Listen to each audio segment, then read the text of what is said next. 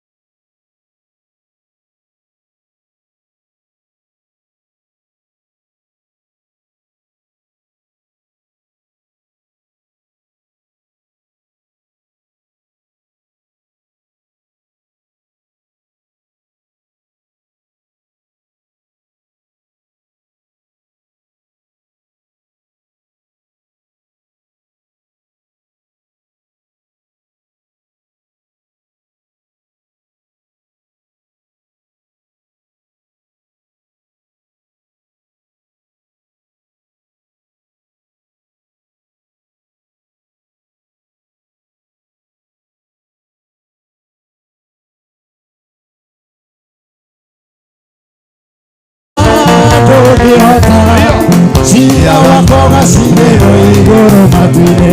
Sira wako onde munene.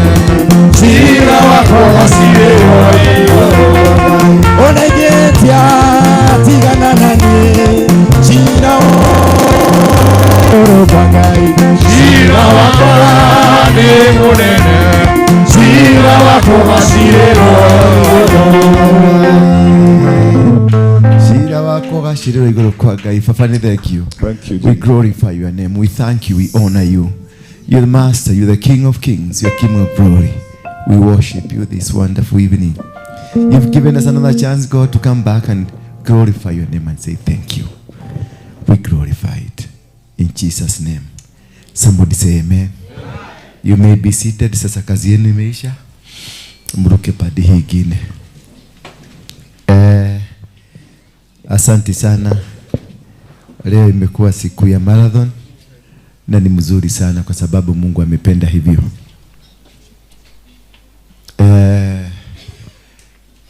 Ni muhimu sana kushukuru Mungu kwa kila wakati. We are not here in vain. We are here because God has given us an opportunity to come and say thank you. Mudhe ako happy mudhe? Mudhe? Alieta. Mudhe wa Jeni. Si wewe. Kuna mtu anaitagwa Mudhe. Wewe si Mudhe. Usiuko na jina yako. Yeah. Kuna kijana anaitagwa Mudhe. Muumuna. Ule wa Jeni. He was here. Mkamkataza kuingia kuniona. Najua ni kama mtu kawaka sasa kameenda. Anyway. I want just to have 15 minutes with you. Ndio niwaachilie muende. I'm also na mimi niende nikapumzike kidogo. It has been a glorious day, a wonderful Sunday. A wonderful beginning after breaking altars that could have been part of containing us, part of stopping us from achieving many things. When God gives us this wonderful opportunity, we become successful.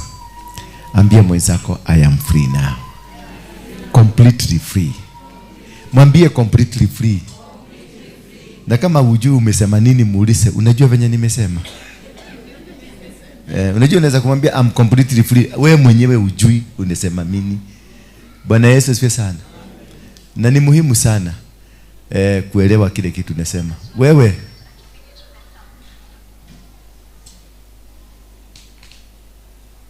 wale watoto wako na nani kule nje? Watulizwe tu kidogo. Thank you. Nimesema mtu mmoja ametosha. It's enough. It's enough. Sometimes tunakuanga na kitu inaitangwa trials. In fact, the teachings za leo zimechangia sana kuzungumzia mambo ya ugumu wa kitu kufanyika. From morning we've been speaking that, and now God has told me to teach you about what is the importance of trials. Majaribu yanapo unayoyapitia, what is the important, because we only see the negative side of what has been happening. What is the positive side of the trial? Majaribu, magumu, kuteseka, mrembo kama huyu hapa, kuteseka. Kuteseka kwako kukuna faida kwako pia. Yes. Don't consider it like it is painful. God wanted you to be this. Do you know there is somebody, I know unajua George. George alikuanga amechaguliwa MCA watu wa disability pale Dadora. Unamjua? Mwenye alikuwa na represent kwa bunge pa MCA. Anaitwa George somebody. George Kariokio Makemani. Alikuwa rafiki yangu lakini alipataga accident akaumia miguu. So alitembeanga na wheelchair hata saizi alilemezwa kabisa. So before alipata ajali, he was just a poor man, very poor man. But after alipata ajali, alitajirika sana. So nikamuuliza, si ukuje nikuombee miguu irudi? Akaniambia siwezi taka irudi kwa sababu hivi niko nimetajirika kuliko venye nilikuwa na miguu. So sometimes when you take something positive, ndio sasa unaanza kusema gai, akauga gai, gai. Kuna mtu ako na miguu yote lakini hawezi kuvaa viatu. Bwana Yesu asifiwe sana. Kuna mtu ako na miguu yote lakini hawezi kuvaa viatu, maana hata miguu imekaa hivi. Hello. So everything has a negative side of it and it has got a positive side of it. Today I want us to look at the positive side of the trials that we're going through, the challenges. Because I can see all these phases are full of challenges, are full of difficulties, are full of pain. It's like you are asking God, for how long? Ne ginyari. Guria deno yo ginyari. This is the end of the problem. But before it comes to the end, you must know the positive side. What it took for God to allow it to come. Why did he allow it to come? Why did it allow alikubalisha ni kwa nini hizo majaribu zikuje? Tuangalie kitabu cha James, Kiswahili wanaita Yakobo, cha James mwanzo kutoka hapo verse 2. Yes. Mwanzo, James, the book of James, chapter number 1. Let us look at from verse number 2. Ndugu zangu, can we have English version? So wali wajasoma wameenda nyumbani? Let's look at from the English version. Tufungulie Kisungu, English. English. Ni English ama ni English ama ni English? Watu wa Nyeri ni English. Watu wa Kiambu ni English. Watu wa Murang'a English. Bwana Yesu asifiwe sana. Wakamba English. Bwana Yesu asifiwe sana. My brothers, I'm now talking to you as my brothers. My brothers and sisters. Bwana Yesu asifiwe sana. Whenever you face trials of any kind, consider it nothing but joy. So, ukinyimwa nafasi ya kuja kuniona, it should not be a problem that causes you to have that pain, extra pain. Because sio kuniona kutalete matibabu. Sio story hiyo mrefu unataka kuniambia italete change in your life. It is you believing in the God that is in this house. Just that. Believing in God is more important than seeing me. Hello? Are you getting me? Kwa sababu kuna watu wanaamini lazima anione. Hata kama nikuchoka mimi nimebebwa hivi na watu nikipelekwa anataka kuja tu, kama nimechoka nimwambie asikia tu raha. Ameongea na apostolo. Bwana Yesu asifiwe. But my brother, my sister, whenever you face trials of any kind, consider it nothing but joy. The trial is nothing but joy. Bwana Yesu asifiwe sana. That is the most important. Underline that. Any challenge you faced in your life, either rejection, either stagnation, either kutusiwa, kuambiwa, kunenewa, the life has been so complicated and so unwanting that you even ask yourself, why did I get married to this man? Why did I come to Nairobi? Why did I travel to Canada? Why did I travel to the US? Because some have gone to the US and they even regret why they went to the US. Some have gone to Canada and they even regret why they are in Canada. Some they are in Europe, they are suffering, completely suffering. People there are suffering. I wish I can give you my phone, then you speak to those guys. You will not want to eat their money. How they get their money is so difficult. It's a real challenge. But we here in Kenya, we think they are plucking money from a tree. That they have to send you money. If they don't send you money, if they don't send you money, wewe watoto kaa hapa, kuja kaa hapa na usiamuke hapo. Papa bebe kaa hapa na usitoke hapo, takunyorosa nyahunyo. Kaa chini. Si unaona? Ukiangalia hawa watoto ni wasigo mother. Sasa hiyo sauti nimetoa. Father ameingia authority. Lakini sigo mother, baba tiga kurira, baba. Mtoto wa single mother ako na love, lakini hana authority. Maana the father gives authority, the mother gives love. Sasa unakuta mtoto wa single mother hana authority. Na ndio wengi unakutaga vijana wengi wanatengeneza nywele, because they are always trying to find an identity. Hawana identity. Kama kungekuwa na mzee wa kugoroma kwa nyumba, unagoroma nikyo athuri merago muhikio noko ni muko na tumie gidi. I'm not saying muhikio tumie gidi, but that is what they used to do. Kuhikia tumie gidi nigetha ciana cigie muhiriga, uherege ciana ciaku.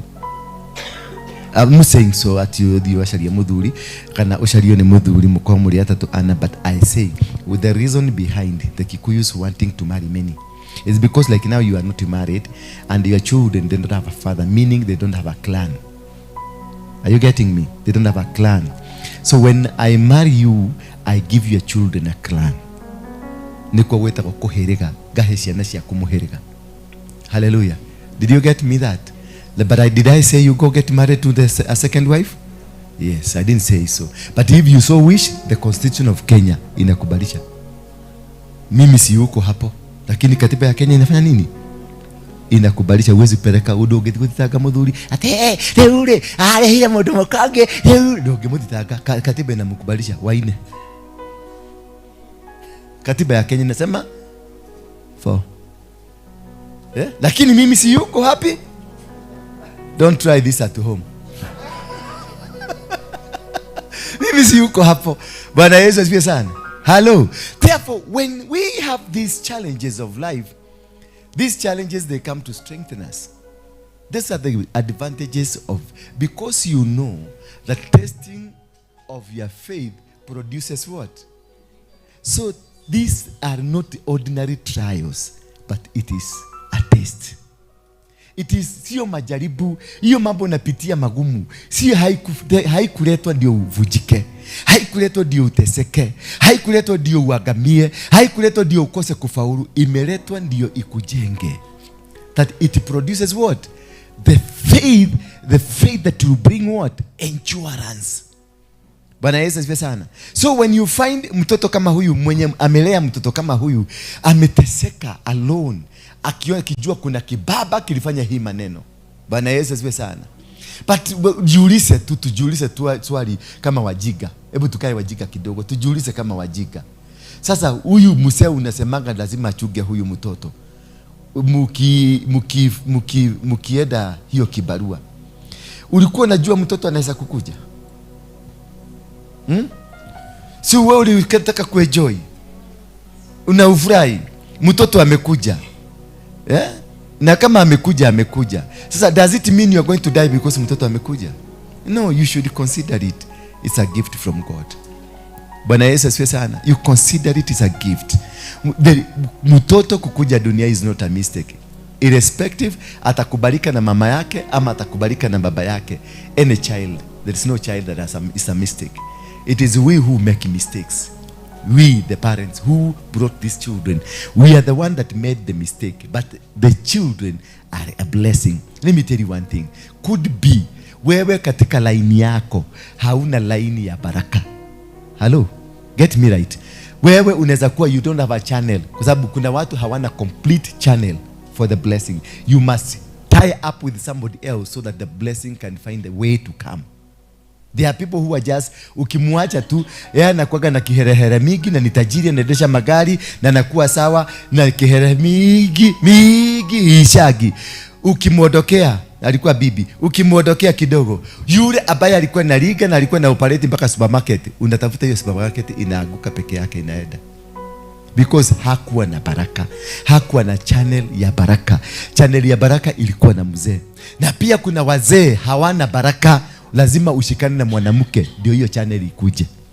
Sasa wewe pia unaweza kuwa hauna baraka kabisa, lazima uzae mtoto ndio huyo mtoto akuje akiwa na channel ya baraka yako. So some children that came, it is God who pushes them to come. Some things that happen in your life, God pushes them to come because they carry the blessing. Ushaiona watoto wote wakienda shule, kama watoto wako wanasoma boarding, wakienda shule unakosa mpaka chakula ya kukula, wakirudi unakuta kafuriji kanajaa, and you wonder where did this money come from? Because the children are carrying the channel. Watoto wako ndio, na watoto wako ndio watakuja kuwa baraka ya kukusaidia. Mama yangu na baba yangu, they struggled. Wale tulikuwa nyumbani, mliona kale kanyumba tulikuwa tunaishi kambao kadogo. We struggled, they really struggled. They took us to school, yes, but they really struggled. They never hawaku enjoy life. All their lives tukiwa na wao, they never enjoyed anything. But after we got out, we grew up, tumesoma, tumekuja Nairobi, ndio baba yangu alikaa nyumba ya mawe.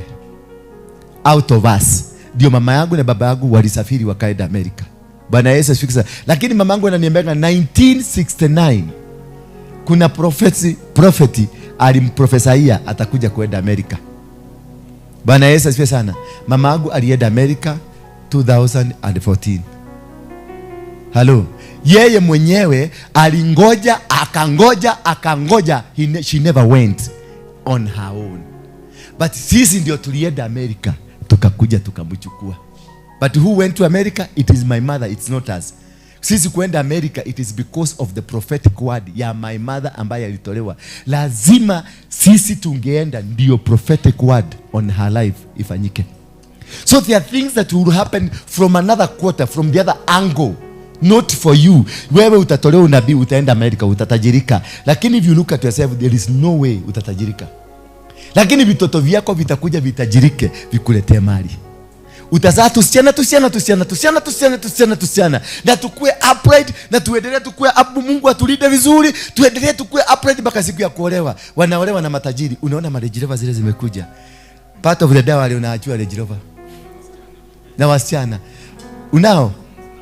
Una mvulana, count yourself.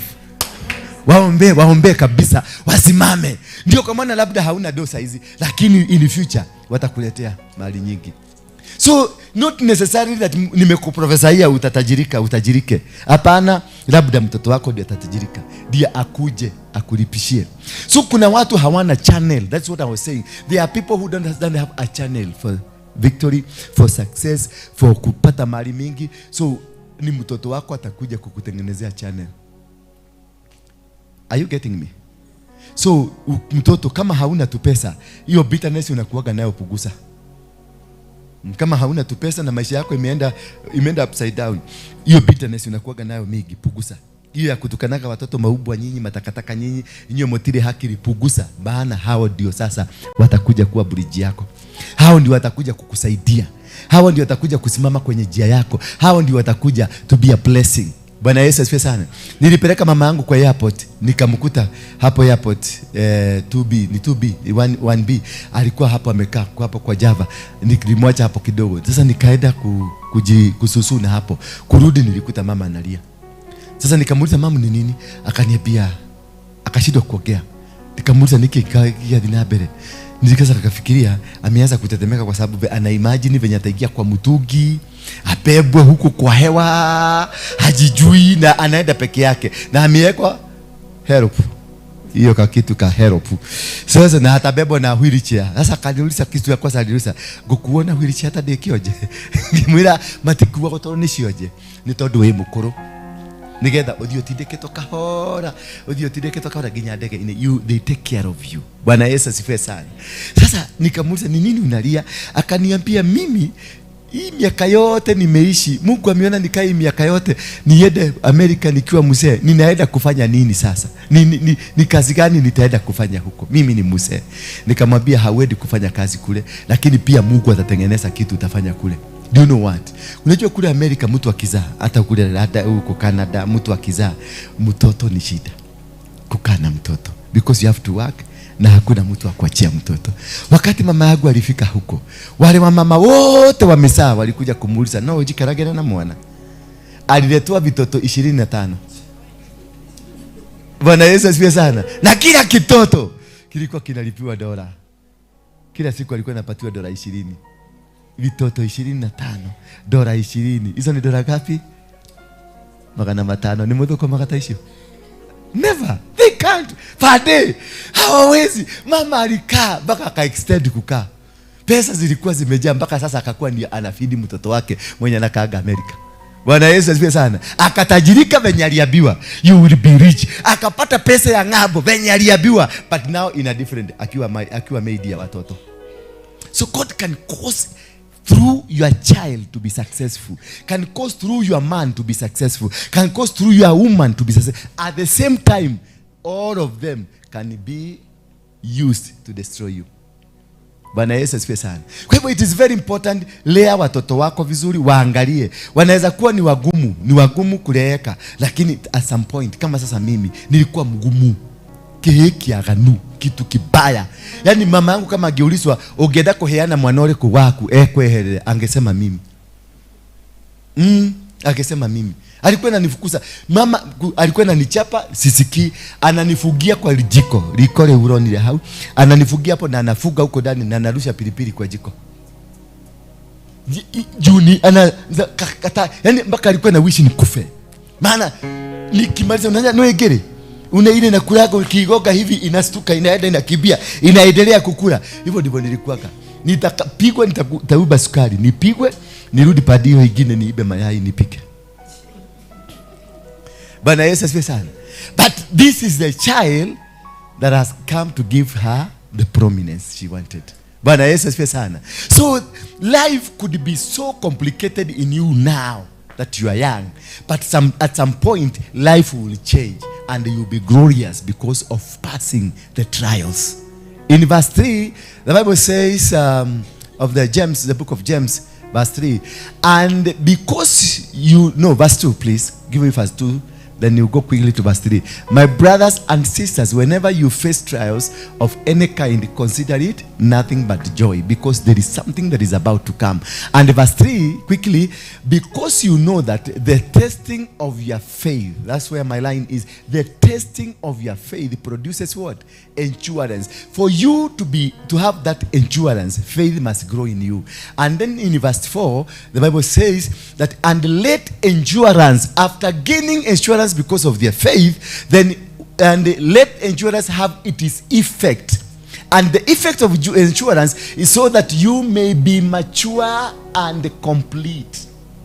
Bwana Yesu asifiwe sana. So these challenges we are facing are to make us mature and complete. And without trials, you can never be complete. Without going through the challenges of life, you can never be complete. You need these for you to be completed. So whenever you come, don't ask for Jesus to remove the baggage of your shoulders. Ask God to give you bigger shoulders to be able to carry the burden. Bwana Yesu asifiwe sana. Lazima omba Mungu akupatie mabega makubwa ya kubeba mizigo, lakini si akuondolee mizigo. Maana akikuondolea mizigo, umeanguka mtihani utarudia. Vumilia mpaka upass the class. So, and let endurance have its effects. So endurance, once you get endurance out of faith, then the effects of endurance will be maturity and completeness, and you will be lacking nothing, because you rather have the endurance that is complete with maturity and which is complete with everything, because you will lack nothing. You rather have no money but have the brains. Bwana Yesu asifiwe sana. You rather not have coins now today in your pocket, but when you have the brain will make money. Bwana Yesu asifiwe sana. Unaweza kuwa na pesa mingi lakini hauna brain, maana hizo pesa ni za baba yako. But you don't have brain, you don't know how to handle the money, you don't know how to handle the situation, because you don't understand anything. But if you are mature, you have gone through situations, you have gone through metamorphoses of life, you will be able to be very successful. And nobody will be able to defeat you. That is why when you see me, I speak like Nogo Yajaba, and you cannot scare me at all in this nation. Nobody can scare me. I speak what I think, what I see good with me, and I do what I think with, because I know I have brains. Bwana Yesu asifiwe sana. Na huwezi kunitisha ati sasa huwezi kunipatia pesa, huwezi kunitisha, nitatumia jingine usilete. Na tutaishi tu, na tutaendelea kucheka. Bwana Yesu asifiwe sana. Sasa nikibadilika niende kwa ile chochoro nyingine, unikute padio nikiwa na bunduki na nikiwa nimevaa kitu hapa ya kufundika uso, nikwambia ekelea, sitaekelea. Na tukuje hapa kanisa unikute na suti hapa na gedhi kwaja, na tuendelee na kuiba, na nikwambia toa fungu la 10 na utatoa bado, kwa sababu Bwana Yesu asifiwe sana. Hiyo ndio nasema ukuwe na nini? Ukuwe na hizi ziko hapa ndani. Akili ukizitumia vizuri, you live like a king in this world. It is only the brains that can make you live like a king or like a queen. It is not your hands. Mikono yako haina uwezo. Wale watu wako pua zaidi wanafanya kazi ngumu zaidi. Wale watu wako na pesa mingi, wanatumia hii mingi inawaletea pesa. You work smart. Don't work so hard, my dear friends. You don't work so hard. You just work smart. You know how to fix this one, and fix this one, and fix this one, and they will come. And I want to raise a team of people that can work smart. Just work smart. The richest people in the world, they work smart. People like kama huyu anaitwa nani? Bill Gates. Bill Gates is a class 2 dropout. Did you know that?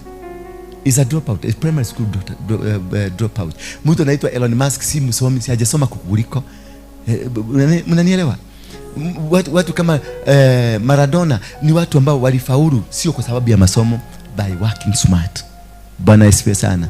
I'm not telling you don't msitumie mikono kufanya kazi, but don't use too much of your hand. Use too much of your brain, because this brain, it is lying idle hapa ndani. It is lying idle.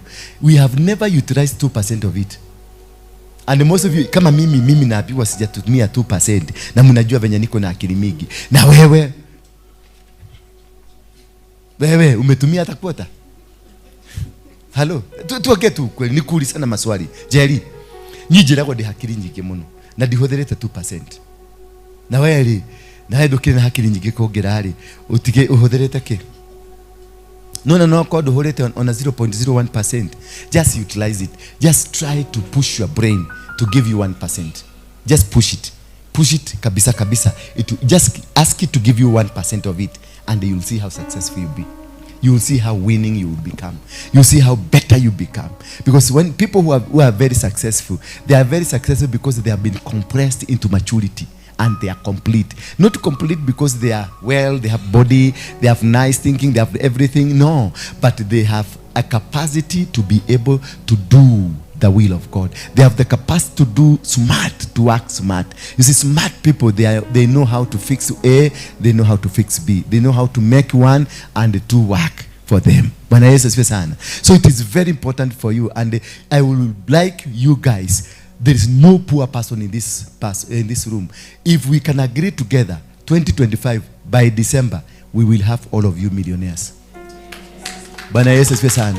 We will have you, all of you. If you agree, we work together and agree to my brain. Mutumia akili yangu.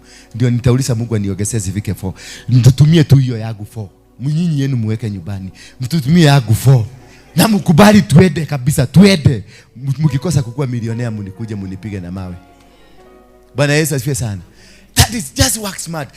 Press the right buttons at the right time. Be where God wants you to be. Do what God wants you to do. Be in position of the time and the season. Final. That is all what you need to be. Just be where B, kama sasa uliona, I could have called Bishop Harrison Ng'ang'a to come kwetu mwezi wa 6, mwezi wa 5. Hata alikuwa anataka tuende mwezi wa 5. But I waited until December, because December, that is when portals are opened. Bwana Yesu asifiwe. Ile kitu ilifanyika imenifungulia the rest of my life, the rest of my children, wote kizazi changu mpaka cha 28 kitafanikiwa kwa sababu ya kitendo nilifanya kule nyumbani. Bwana Yesu asifiwe sana. That is what we need to do. You do timings. It is all about timing. Unapanga, unajipanga vizuri. Unajua this is the time to do this, this is the time to do this. You don't do things every single time. You need to calculate on what you are doing today and understand it on numerology, understand it on the biblical angle, spiritual angle, understand all the physical and biblical, the physical and the spiritual angle, and also emotional angle, because some of us we do things emotionally. Sasa huyu mama kwa sababu anapendanga kujipendekeza, I don't mean unapenda, ni for example nasema anapendanga kujipendekeza na anatakanga, anashidananga na Charity. Charity sasa aniletea shilingi 1,100. Huyu mama kasiriki, arudi kwa kibeti atoa shilingi 1,500. Ndio Charity ajue yeye ndio kusema hapa. Both of them mmenipatia pesa, nita benefit, lakini huyu hata benefit. Where do you benefit? Huyu wa 1,100. Ya huyu it was not calculated. It was not meant for that time. It was not meant for that season. It was not meant for that timing. Therefore, ulifanya because of emotions. Ulipush kitu because of emotion. You got married because you saw your friend ameolewa. Bwana Yesu asifiwe sana. You started a business because somebody else started a business. You started a move because somebody else started a move. It was not your time to start it. It is not your time to move. You have to wait until your time, because it was his time today. It will be your time tomorrow. It will be your time the day after tomorrow. Because God is a God of planning. God is a God of organization. God is a God of putting you to the levels that he wants, because he also looks at the capacity of your maturity. God will never give you a Range Rover and he knows very well you cannot be able to afford a Range Rover. Hata kupatia kale ka Suzuki. Kanaitwaje? Ka Suzuki. Pluto. Ati? Alto ama Kapuruto, whatever it is, kale kanaekagwa mate, kale kanaekagwa kikombe moja ya mafuta na kanaeda. Because capacity yako haikukubalishi, kwa sababu mafuta ya Range Rover mwezi mzima ni yako kagari. You seeing it? So God will not cause you to suffer. God will not bring you a blessing that will cause you to suffer. Ukiona unanunua kitu na inakuletea suffering, it was not its time. Anything that God gives you graciously, with good plan, with good intention. He says, I have got good plan for you, not to destroy you, but to make you strong, to make you better. Every plan of God is to improve you, because you are not an ordinary person. You are a wonderfully made and fearfully made. You are not just an ordinary person. You are superior to the angels. You are superior to everything on earth, because that is why we were given the responsibility of the earth. And that's why Lucifer has always been against us, because it was his responsibility that was taken away from him and given to us. So you are superior. You have much more understanding of things. Therefore, God gives you anything that he will give you based on his plan to you. And he will grow you based on that knowledge of understanding. Then he will give you 100 bob and grow you. There are people who will start a business with 100 bob, and 1 year to come, you find they have 1 million bob. The business is booming. The business is growing. And there are people who will be given 1 million, because the taste of his capacity allows him to control 1 million. And at the same time, he will be able to be moving. And there are people just God will give brain. God will not give you money, but he will give you brain. A person like me, God gives me brain. Me, I've never stuck anywhere on earth. I remember one day I was stuck in Nairobi, long time ago. I was stuck in Nairobi, nikakwama kabisa na nikakosa namna. So nikashaka, tukiwa na kajama mwingine, nikamwambia nenda utafute cotton bili ulete. Akaenda akatafuta, ni hapa Mudhurwa, unaona hapa Mudhurwa, wakati hii Mudhurwa stage haikuwa hivyo, hapa hivi kuzunguka hivyo kulikuwa kumewekwa hii ya railway, hizi chuma za kufenzi za railway zilikuwa zimezunguka hivi zikaenda hivi. So nikakuta kuna dada yangu mmoja mlimwona, alikuwa anauza getheri hapo, ile ya kuroli kama jugu karaga unaweka hapo ndani, alikuwa anauzia hapo. So mimi nikaenda nikampitia, alikuwa ni pedi because nilikuwa ni mimi mtu wa surura, sipendi kufanya kazi. So nikapitia huku, napitia tu kiplani anione anipatie getheri. Na asiponipatia getheri akae na getheri yake. Mimi niende na nikupitia tu. Na hai sis niaje ndio aniite. Sasa alikuwa ananichukia naambia, "Vie, mimi naenda." Sasa kuna wakati kalikuwa kimaumana, tumbo imeleta shida. So nikaambia kijana mwingine, "Endo tafute cotton hapo, endo ibe." Akapigia huko akaiba cotton mbili akalete. Tukaenda tukaiba zile kadi. Unaona zile kazi za hizi za pata potea. Nilihitaji tu kadi 3 nitengeneze pesa. Sasa nikaekelea kwa carton. Tukafanya vituko tukaanza. Hii ni ya pesa, hii ni ya pesa, hii ni ya pesa na hii si ya pesa. Hii ni ya pesa, hii ni ya pesa. Songeza unapeleka pole pole, unapeleka pole, unapeleka pole pole. Mama hii ni gani? Mama mmoja alikuwa amebeba school fees.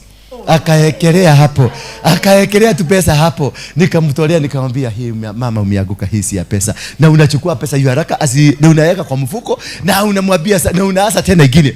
Sasa angalia na usione kama umedanganyika. Angalia hii ni ya pesa na hii ni ya pesa. Hii sio ya pesa. Sasa angalia na macho yako mzuri. Usiseme ulinyang'anywa na ulinyang'anywa hapa Nairobi. Ikipenda inatembea hivi, inatembea hapa, inaenda hapa. Nikaipeleka hapa, nikaipeleka hapa. Sasa mama niambie ni ya pesa. Akatoa pesa ingine, 1000 ingine moja akaekelea, nikamkula. Bwana Yesu asifiwe sana. Nilikuacha na Mungu akaangalia kwa mtu wako ako nini? Ako jaa. Kwa sababu huwezi kucheza karata. Unaenda kucheza karata wewe ni mjinga. Ati Mungu gani alikusaidia? Mungu wa siku hiyo. Mungu wa siku. Sasa mama alikuja, alikuwa na 15,000. Nilimkula 5,000. Sasa hiyo ni shida. Si alilipa school fees. Na mimi nikashiba. God knows how to balance. Si unaona? Sihitaji kuwa na capital. Mimi sihitaji kuwa na capital. Ninahitaji kupata ka position tu. An opening. Because I operate on an open heaven. Wherever I go. Siku hiyo ndio nikakuja, baadaye ndio nilishikwa, nikawekwa kamiti, nikafugwa. Nilikaa huko miaka 6. In my 6 years, that is the time I ever made money. Bwana Yesu, nimewaambiaga hiyo story. Venye nilitengeneza kale ka message. Ati kuna kamuziko kako kametengekana kuja. Na hafu nakwambia, hiyo message haikuwa yako. Pole sana umetumiwa wrong message. Tukatakanya uliwahi kai. Ulishaikuliwa?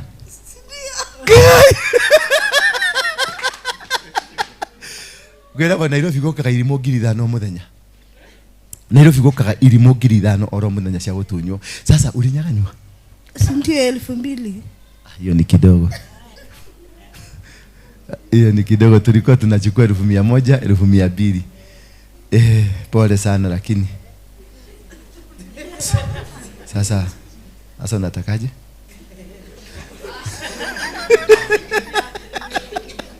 So there are people who will just be operational. I'm not bragging. I'm trying to show you there are people who operate in open heavens. Then wherever they go, things will just happen to them. Things will just happen and they will get money. You will not stuck anywhere. Bwana Yesu asifiwe sana. And there are those that they need somebody. Unahitaji kuwa na kushikana na huyu mwanaume ndio positive yako na negative yake sishikane, ndio uanze kuzalisha. Unanielewa? So understanding it is now the purity and the completeness of maturity that will indicate to you what kind of a person you are. Now I know you know now that what kind of a person I am. That is why maybe you failed in life, maybe you got uliingiana na mwanaume mwenye ambaye ni nuksi kwako. Bwana Yesu akakuja kukudrain. Ama ulishikana na mwanamke mwenye alikuja kukudrain. Ama ulishikana mtu, kuna mtu tu tunaweza pedana na huyu msichana, kupedana. Pesa zianze kuingia. Tukiachana pesa zinaenda. Bwana Yesu asifiwe. Because this understanding of the principles of the kingdom and how God operates when it comes to blessing. Blessing is not about prayers. Hata ukiomba hapa uombe, wale watu walokole, wale wameokoka zaidi, they are the poorest. Wale wanaendanga kanisa wanaimbanga mpaka wanadioma, mpaka unasikia hawa watu roho imemtoka, roho inatoka. When they are the poorest people. But those people who doesn't even care, unakuta kimutu hakijali, kwa nyumbani kinapigaga tu simu moja tu unasikia pesa imeingia, simu tu moja, pesa inaingia. Bwana Yesu asifiwe sana. Kuna wakati bibi yangu ule mnajuaga na ule wa Amerika ule alikuwa ananitusi Amerika. Mimi nilitoka nyumbani, tulikuwa tunangangania shilingi 50. Then tulikuwa tunakaa Gong. We had only 50 bob. Siku hiyo ndio Dunstan alikuwa mtoto mdogo, hatukuwa na maziwa. Sasa nikamwambia wacha niende na hii 50, niende town, nitatengeneza pesa nikuje. Akaniambia sasa ukienda na 50 tutawacha mtoto atakunywa nini? Nikamwambia si uko na matiti, na hii matiti inatoa maziwa, siwacha nibebe hii 50 inifikishe Nairobi, na mimi nifanya nini na wewe uendelee kunyonyesha. By the time umenyonyesha something can happen, nikuje nikuwe na pesa. Mama akaleta shida, baka akaleta shida, tukangangana. Sasa ilibidi ni snatch kutoka kwa mkono na nitoroke bio. Akapiga duru, nimechukua pesa ya maziwa ya mtoto. Akapiga duru, mimi nikatoka na nikaenda, nikapada matatu, ilikuwa 50 bob, nikapada. Nikiwa pale Valley Road, nikiwa kwa matatu, mimi nilikuwa napendanga kukaa kwa matatu hapa mbele. Yaani kuna indication zote za kukuonyesha utakuja kuwa mtu. Venye hata unaigiaga kwa matatu, venye mahali unakaaga kwa matatu, inakuonyesha tu wenye utakuja kukua. Mimi siweza kukaa gari la kutolewe mtu hapa mbele nikae. Maana I never believed tutaweza kukaa na wale wengine pale nyuma. Hapana, sikuwa believe in that. Lazima nitaongoja ile matatu iko na kiti mbele ndio nibebe, because I believed in myself that kuna kitu iko ndani yangu na siwezi kusuppress that which is in me. How you position yourself, also money they are watching on you, blessing they are watching on you. How do you behave? Hata kukula unakulaga wapi? Ukipata tu pesa tudogo unaendaka kukula wapi? Ukikaa hivi, yani how do you even dress? Unanunuaga nguo za pesa ngapi? Za shilingi. Unajua kuna wengine hapa wananunuaga nguo ya shilingi 30 ati kwa sababu hana, you see venye unakaa, venye unavaa, venye unaongea, hata venye unakula chakula. Unajua mtu maskini venye anakulaga chakula,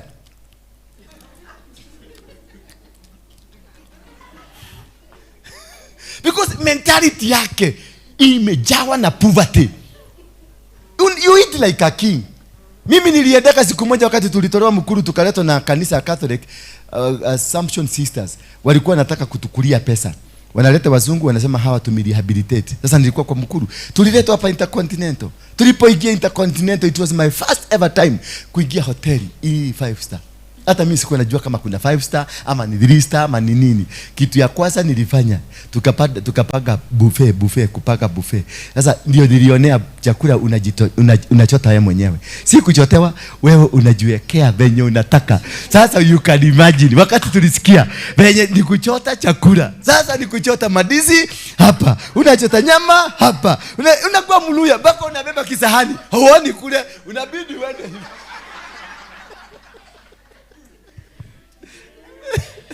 Na unaambia ni bottomless. Bado utaweza ukishiba urudie.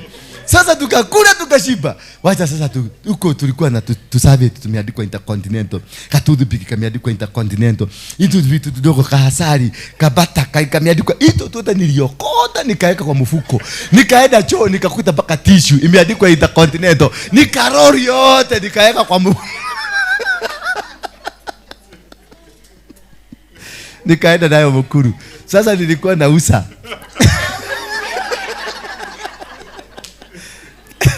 Nilikuwa nauza kitu ya Intercontinental. Wewe, nilikuwa nauza pound kama ni toothpick 20 bob. Mtu aende usikie toothpick. Alafu unajua zilikuwa na kitu karagi ka green hapa. Kanikuwa na mento hivi. Sasa unajua huko hatujui mambo ya toothpick. Sasa unamwambia hebu weka usikie kuna dawa ya kuimprove yako.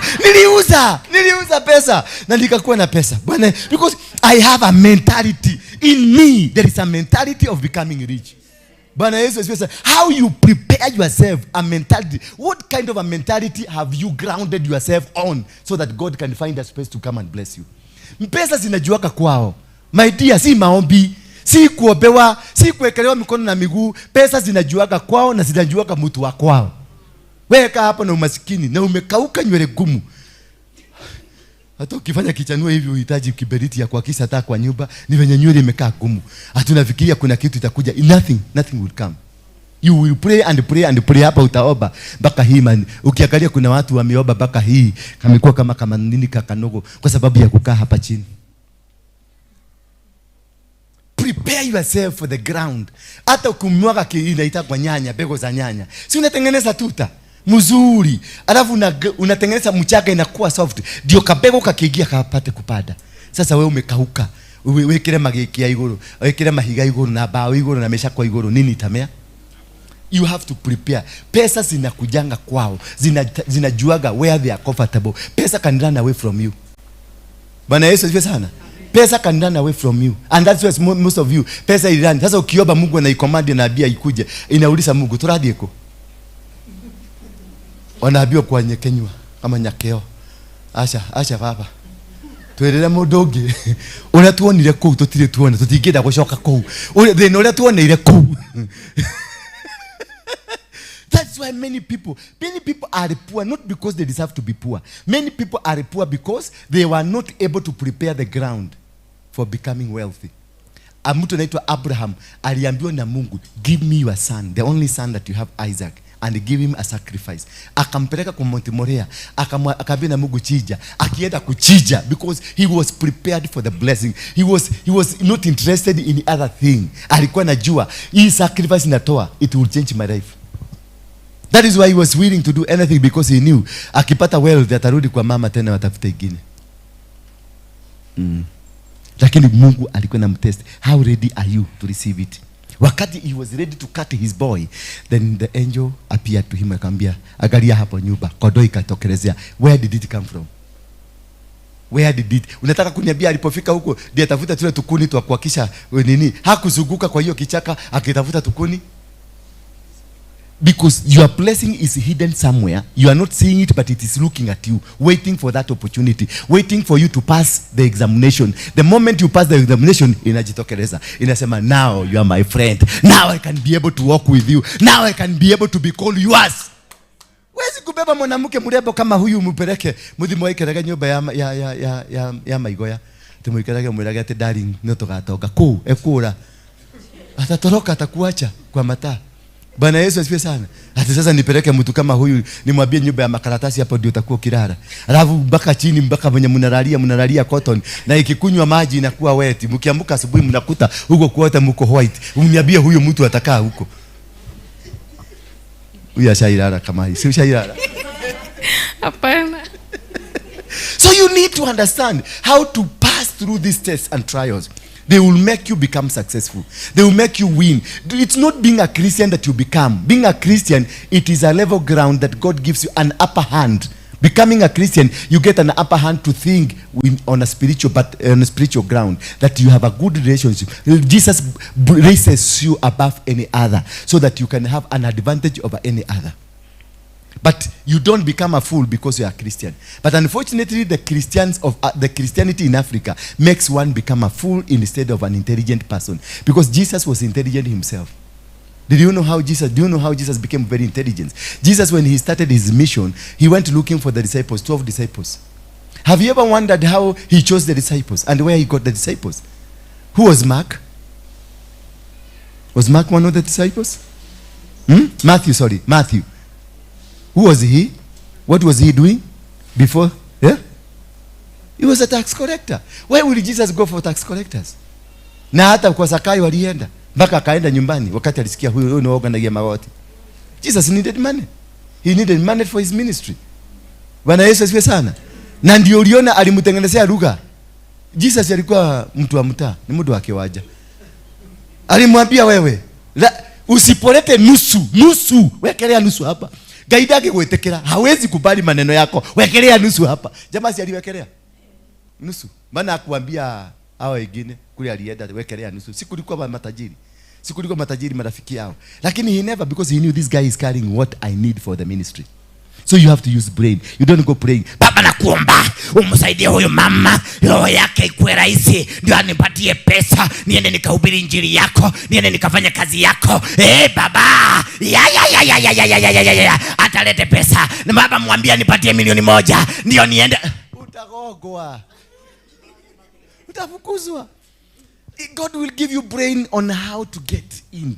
Na wewe atakuweka kitu ambayo ni msaada kwako. Na wewe Mungu atakuwa amekupatia pesa. Nikikuja na wewe hiyo pesa itakuwa inakusubua, uilete hapa. Si unaona? Na mimi niko na kitu ile ulikuwa nataka. Exchange. When only the ground is fertile. Bwana Yesu asifiwe sana. And the only ground can be fertile if you utilize your brains properly. Verse number 4 inasema namna gani? I don't know whether I'm making sense. Am I still bado nimeokoka? Mkinisikiliza. Bado nimeokoka? Oh. Najua naongeaga mingi na nafikiri nataka kufikiria nyumbani. Hii ndio mahiteirie. Hii ndio medire kiugo. No njiragwo ndire muhonoku. Nacho mauga ndire muhonoku muka kuhoya tigiti. If any of you, verse 5, if any of you is lacking in wisdom. Sasa that maneno iko hapa. If any of you is lacking in what? Did they say in salvation? No. If any of you is lacking in wisdom, ask God. So you need to go back to God and seek. That is why King Solomon went to God and sought for wisdom. Because wisdom surpasses anything. Wisdom is currency. Kuwa na wisdom peke yake is currency. You are a walking currency. You are a walking bank. Hii akili yangu, mami. Sasa nilikunyang'anya pesa. Akili yangu tu. Huyu mama nilimlalisha chini kwa banki. Na alikuwa amejifanya ati my boy. Ulikuwa unaniita my son. Do I look like I'm your son? Ati my son. Yes. Do I look like I'm your son? Ulikuwa unaniita ati my son. Huyu mama alikuwa alipoona kitu kamechomoka, sani akaanza sani ka evaporate. Akaanguka akasema, "Oh my God." Goiguagira thama, oh ye pole. Na nilikuwa na paki pale, nikiherehere tu ya mama. Nilikuwa na paki pale Holy Family Basilica. Nilikuwa nimedress. I normally dress like a king. Nice. Nice. Italian menswear. And then navanga zile Pablo zile ma designer suits. Unaziona? Ma designer suits. So mama aliona kakiatu kamekaa kale kananunua pale Italian menswear. Ile kiatu tulikuwa tunanunua 150,000 one shoe. Kale kashapshuta 150,000. Katurosa peke yake ni 55,000. Na kashati ni 35,000. Na kakoti ka breaking coat, ka checked coat. Alafu nako ni ka 75,000. Sasa unamuona huyo mtu amevaa shilingi 1,000 ngapi? Lakini anaenda kasi. Hiyo mtatoa. Sasa mama nilikuwa nimedunga na tulikuwa tunajua mwenye anakujaga pale Holy Family ni mama wa Maria. Sasa anakujaga hapo. Na tulikuwa tunajua ni wa wapi ni wa begi fulani. So tulijidunga. Tukamsamia hi mama. Akaona kakijana. Kamesmatika. Akaona kakijana kamesmatika. Okay. Anaangalia kiatu na kwa sababu alikuwa na dili na wakubwa anajua hii kiatu ni ya pesa ngapi. Akaona trosa yenyewe peke yake. Hizi zilikuwa zinakuja hivi zinaanguka peke yake. Socks yangu jariti akondo na maitho madate ate dareko nareko ne dako we socks peke yake nilikuwa navaa ya 10,000. Lakini mtalipa. Hii ni gharama. Kujituka vizuri ni nini? Ni gharama. Mama tukaenda akatuonyesha paka banki akatuonyesha pesa yako mimi ni manager hapa. Tukamwambia tutakuja kesho. Sasa alifikia tutakuja ku deposit. Ati mletake pesa hapa. Tukamwambia tutakuja kesho. You see, if any of you is lacking in wisdom, Bwana Yesu asifiwe, ask God who gives to all generously. So if wisdom is not given to you by God in a limitation, wisdom is generously given by God to you if you know how to ask. It is asked for. And once you ask for it, it is given to you generously. So it is something that you have to ask for. Wisdom will never be given to you because God loves you. Wisdom will never be given to you because you are a good preacher. Wisdom will never be given to you because you are a smart boy. No, wisdom is asked for. That is what Solomon, he gave a sacrifice. For you to get wisdom, you must give a sacrifice for the wisdom. Then once you give the sacrifice, God will give you generously. He gave to Solomon generously. In fact, he told him, I will give you plus what you didn't ask. Bwana Yesu asifiwe. You are given plus what you didn't ask. So it is generously given and ungrudgingly it will be given to you. Ungrudgingly. He will give you without grudge. Amen. Because you asked for it. It will never come to you. Ati ndetereire Ngai, ati na kuri oguo ri, no tetereire Ngai tondu ari ogiteini toro ni acungire. Tondu ndu ramwitia, wikarite hau ngethetie, and there are people giving sacrifices. Ukienda kwa Freemason they are giving sacrifices. Ukienda kwa Illuminati they are giving sacrifices. Ukienda kwa Waislamu they are giving sacrifices, and they are getting it. You have to demand, you have to get for it. You don't need to come and pray at pastor in your bed kwenda wisdom. Wisdom is asked straight by you, because he will also look at your capacity to handle it. Solomon alitoa ng'ombe 1,000 akachinja akapatiwa wisdom. Hello. Wisdom is not given you in a package of wisdom. He will give people around you who are wisdomatic on issues. Then from them they will pull you up. Bwana Yesu asifiwe. He will allow people that he has prepared for you to come. He will open your eyes, your ears, your mind, everything, that you get people. Na ndio unaona naomba sana Mungu anisaidie aendelee kunipatia watu hapa ambao wako na capacity. Huyu ako na technology fulani, huyu ako na technology fulani, sasa people with different technologies, that is the people I want, so that I can galvanize. Elon Musk si ati ako na akili, hana akili hata kidogo, lakini ako na uwezo wa kulete watu wako na akili karibu na yeye. So hao watu ndio wanafanya hizo vitu. Lakini credit inaenda kwa nani? Elon Musk. Solomon alienda akatafuta watu wa mawe, akatafuta mtu wako na knowledge ya mbao, akatafuta mtu wako na knowledge ya chuma, akatafuta mtu wako na knowledge ya guo. All these people akawalete pamoja, and whatever they did, it was to the credit of Solomon. And that is why the people say he was so much wisdomatic. Wisdomatic is you being able to handle the people around you who has a knowledge beyond you. If I recognize this show na nijue ako na akili mingi kuniliko kwa laini fulani, laini ya stima, nitamulete hapa. Nikijua huyu ni kwa laini ya computer, namulete hapa. Nikijua huyu ni kwa laini ya kitu. And these are the people that we call destiny connectors, who are of a technological way of coming into your life to improve and make you become successful. Hallelujah. Ninaongea kitu ya sense. Am I becoming sensible? Sasa nimeanza kukam sensible. Mkiona. Thank you. But ask in what? In faith, because you not see it. Wisdom, you cannot see it. You ask in faith, it will come. Never doubting, for the one who doubts is like a wave of the sea, driven and tossed by wind. Today I've imparted wisdom on you. In Jesus' name. Today I release a special Solomonic wisdom upon your life, that may God guide you, may God make you prosper. As we enter in 2025, nations will depend on you. For the doubter, being double-minded, unstable in every way, must not expect to receive anything from the Lord. Si umesikia sasa? Umesikia tofauti? Don't expect anything from the Lord. Kwa hivyo kama wewe ni maskini, ni Mungu amekubali tu ukae maskini, because you are hopeless and you are useless. Ni mimi nimeandika. Kama mnataka wewe si mtupatie Biblia mtoe hii. Tusomee yako. Imepoa. Sasa unaona? Ni Mungu amesema huyo mtu mwenye doubter. Yani tumeambiwa teach the wisdom in faith, because you will not see it. You will not see it. It will just come. Number 2, if you doubt, you are going to lose it, because you are double-minded. When you are asking for the wisdom, you must be single-minded, decided that this is what I want God to do in my life. I have to do this. This must happen to me. This I have. Kama sasa mimi nimesema 2025 it is my year. Na already nimeipanga na hii December. Nimepanga na nimemaliza. Ile kitu nataka kukua, nitakuwa hii mwaka. Mupende musipende, mukuje musikuje. Musiniangalie vibaya. Tia kodoraga urue. Kenagerera wana dara thimu. I have planned, nimeorganize. Sasa nyinyi mkiwachwa nyuma, mkiniona na marejireva na helicopter huko zikitembea huko juu, mkiona nimeanza huko kuzunguka Kenya mzima, nimeanza kubarikiwa, nimeanza kukua mtu mkubwa, msianze kusema ati sisi ndio tulimsaidia. Hakuna mahali mlinisaidia, niliomba.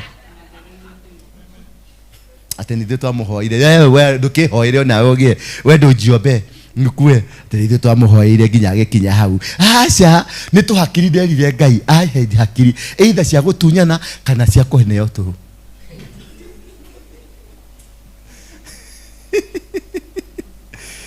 Alo, ati nini? Ati whether I'm serious.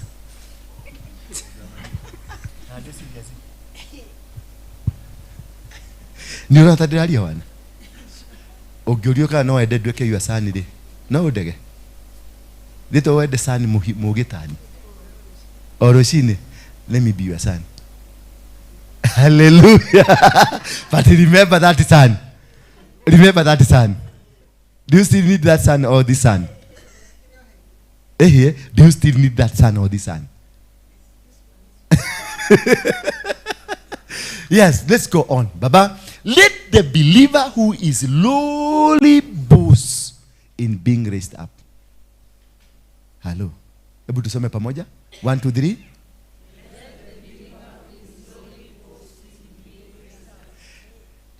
Let the believer who is lowly, mwenye ako chini, a boast in being raised. Yani ukubali ujiga yako, ukubali mimi ni mjiga, ukubali hauna akili ya kutosha, ukubali unahitaji msaada. Kuna watu wengine hawana kitu hapa, lakini hawawezi kubali kuinuliwa. Ukimwambia hii amekwambia hii, ukimwambia hii amekwambia hii, ukimwambia hii amekwambia hii, because they are not ready to be boasted. Bwana Yesu asifiwe sana. Me, I'll give you an idea today, and if you implement it, you become a millionaire. Yes. Enda ulize Uhuru atakwambia. Number 10 tumalizie ndani, si ndio? Niko tukire. Moinokede tutiekire deliverance. And the rich in being brought low, because the rich will disappear like a flower in the field. The rich will disappear like a flower if you don't have the wisdom. If you don't operate in a wisdom way to be able to handle the blessings of God, the blessings will disappear. They will not be there. Zitakuja, Mungu anaweza kukuletea milioni 20, milioni 100. Just zikikuja, zikienda juu complain sema ku watu tomirere, totire dayo, tunyagagio, tutiraragio, ubara twekerapu geke kege, mara tunapelekwa huko. Mungu zinaomba ruhusa. Wacha turudi, akikuwa soba utatuambia tuende. There are people who are rich here. People who had money. Watu hapa ninawaona who had money but now they don't have money. You wanna move from one church to another church, trying to reconnect to see where did I get lost.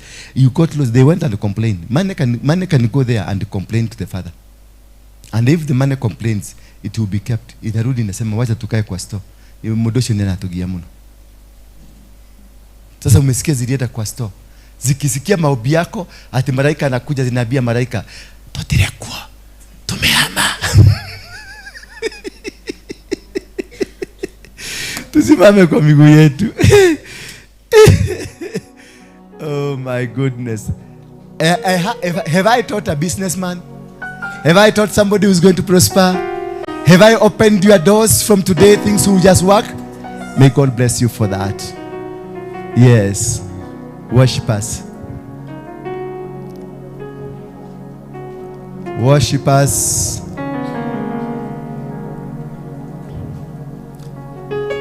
Yeah, it is nice. Oh wow. Wonderful.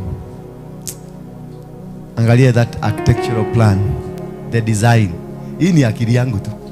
Hii ni akili yangu. Si fundi niliita, ni akili yangu. Sasa you can imagine what kind of a person. Grace, unaonaje hapo? Yes. Sasa mmekuja kukaa chini ama mmekuja kuimba? Dunyite microphone waje gerwebo makufuatage. Kani monogire? Wachokesa sana leo. Dorokas, mumechoka sana. Muko sawa? Thank you. Nitainua macho yangu nitazame mlimani, msaada wangu watoka wapi? Msaada wangu katika Hebu tuanze tena. Ngoja keyboard. Tuanze tena. Anza. Nitainua juu macho yangu nitazame milimani, msaada wangu wangu watoka wapi? Msaada wangu katika nitainua macho yangu nitazame milimani, msaada wangu watoka wapi? Msaada wangu katika maishani mwangu nitainua macho mimi nitazame milimani, msaada wangu unatoka wapi? Msaada wangu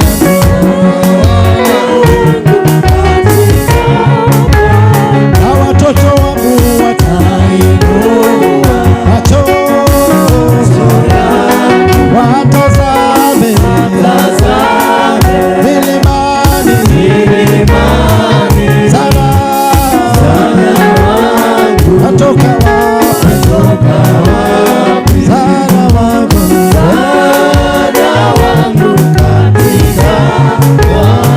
nitainua macho mimi nitazame milimani, msaada wangu watoka wapi? Msaada wangu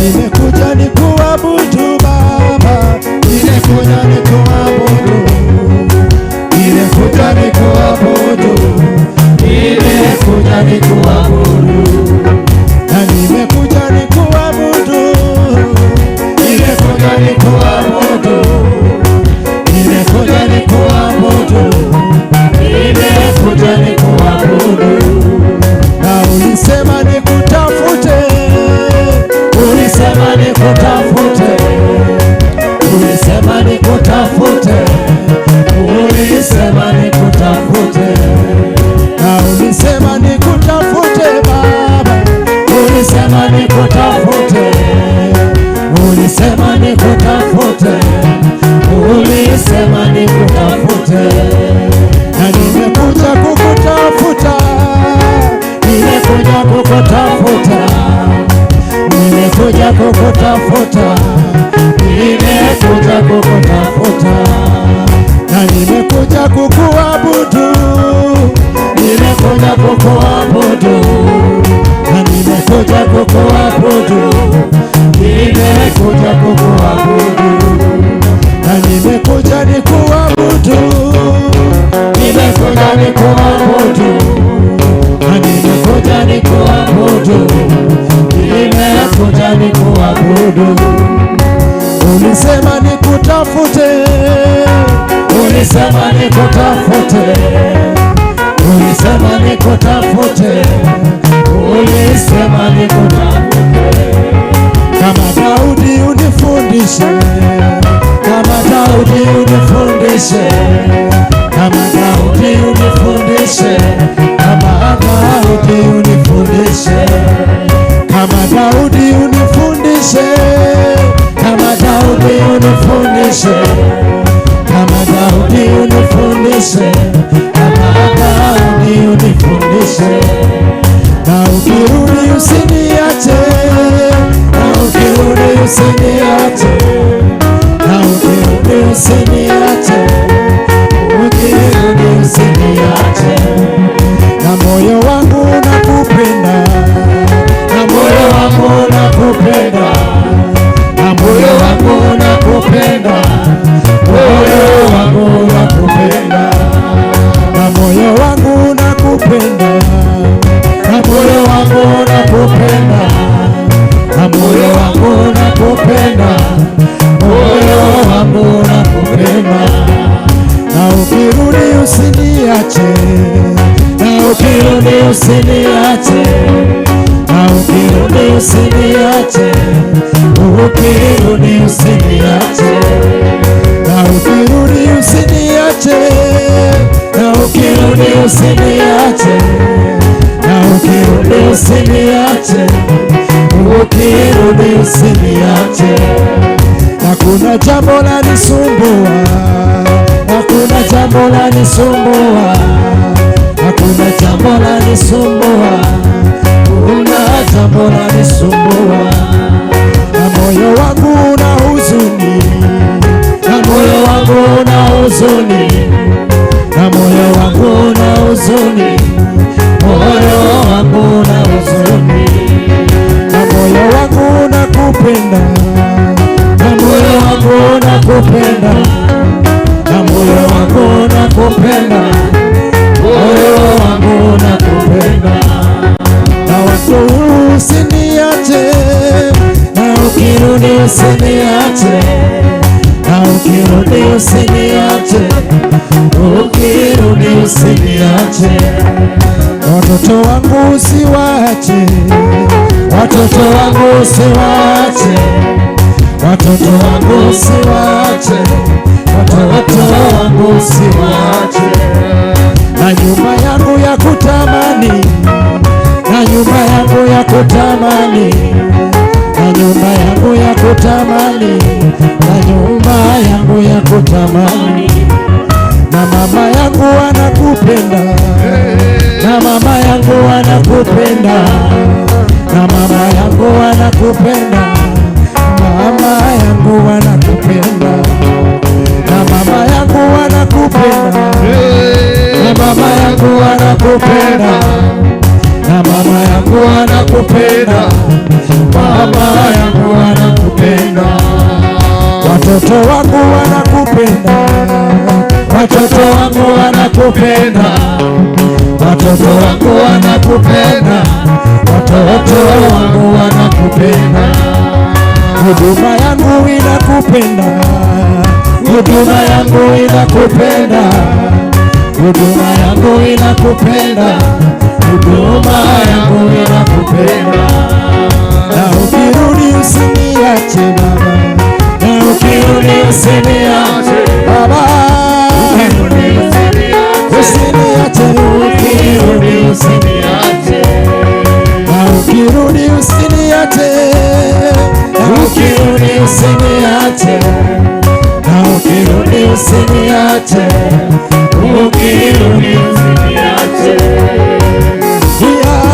Haleluya, haleluya, Bwana ni wewe mtawala wa milele. Haleluya, haleluya, haleluya, Bwana ni wewe mtawala wa milele. Haleluya,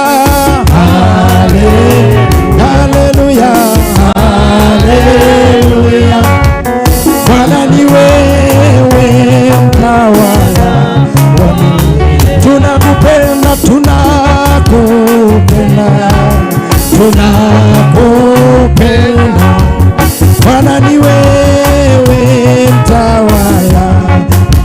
Sifu Bwana moyo wangu, sifu Bwana moyo wangu, sifu Bwana moyo wangu, sifu Bwana moyo wangu, sifu Bwana moyo wangu, sifu Bwana moyo wangu, sifu Bwana moyo wangu, sifu Bwana moyo wangu. Inua Bwana moyo wangu, inua Bwana moyo wangu, inua Bwana moyo wangu, inua Bwana moyo wangu. Abudu Bwana moyo wangu, abudu Bwana moyo wangu, abudu Bwana moyo wangu, abudu Bwana Bwana Yesu, abudu Bwana moyo wangu, abudu Bwana moyo wangu, abudu Bwana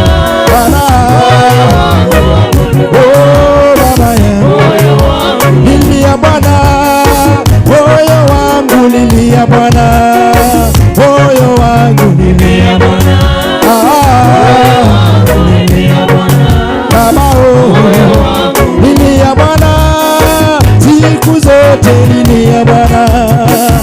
usichoke Baba, lilia Bwana baba yangu, abudu Bwana moyo wangu, abudu Bwana moyo wangu,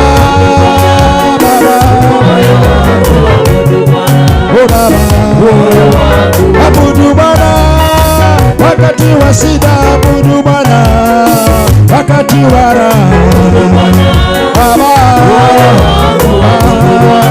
Baba, abudu Bwana wakati wa njaa, abudu Bwana wakati wa shibe Baba,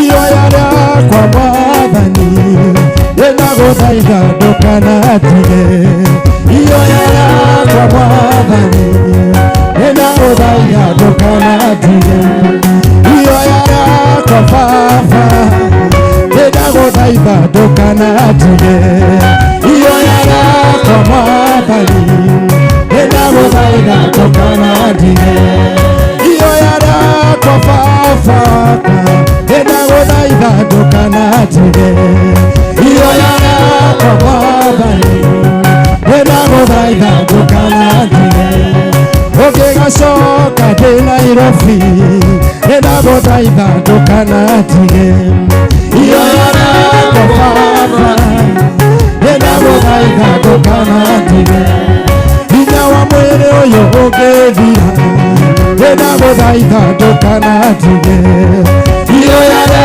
kwa Baba enagothaitha ndukanatige, ona andũ aitũ makĩmena enagothaitha ndukanatige, iyo yara kwa Baba enagothaitha ndukanatige, ona arata kwa magĩtiga enakũhoya ndukanatige, iyo yara kwa Mwathani enagothaitha ndukanatige, ũngĩgacoka ndĩ Naikuru enagothaitha ndukanatige, iyo yara kwa Baba enagothaitha ndukanatige, ona mwĩrĩ wakwa ũkĩnoga enakũhoya ndukanatige, iyo yara kwa Mwathani enagothaitha ndukanatige, iyo yara kwa rũcinĩ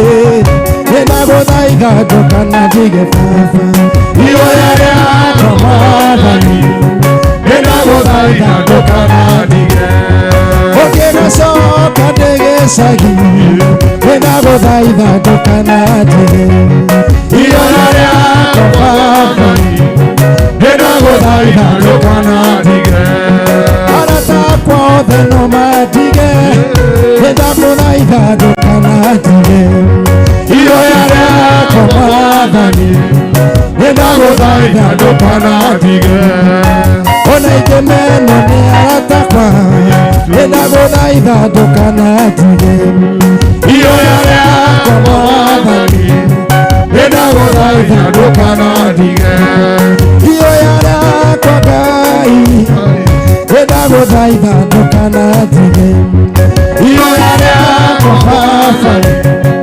enagothaitha ndukanatige, iyo yara kwa Mwathani enagothaitha ndukanatige, iyo yara kwa Mwathani enagothaitha ndukanatige, na ijulikane wewe ni Mungu,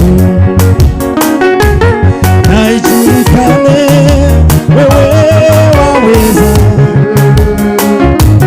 na ijulikane watenda mambo makuu, na ijulikane duniani kote, na ijulikane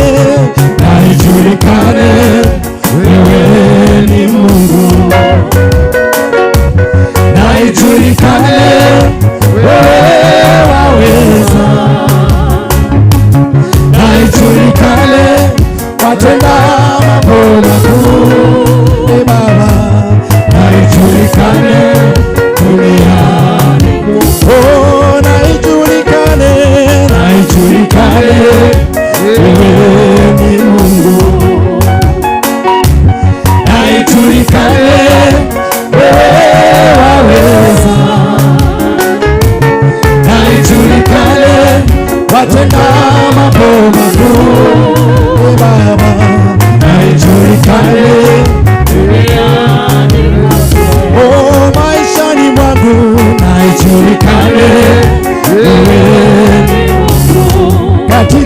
huduma na ijulikane, wewe waweza, na ijulikane, watenda mambo makuu. Baba yangu, na ijulikane kwa watoto wangu, na ijulikane, wewe ni Mungu. Kwa nyumba yangu, na ijulikane, wewe na ijulikane, watenda mambo makuu. Na ijulikane duniani kote, na ijulikane, wewe wa Mungu, na ijulikane, wewe waweza, na ijulikane, watenda mambo makuu, na ijulikane duniani kote. Tukiwa tunaimba namna hiyo, tulete sadaka yetu hapa mbele. Tunapoendelea kuabudu, bring your sacrifice. Tunapoendelea kuabudu Mungu, tulete sadaka zetu hapa mbele.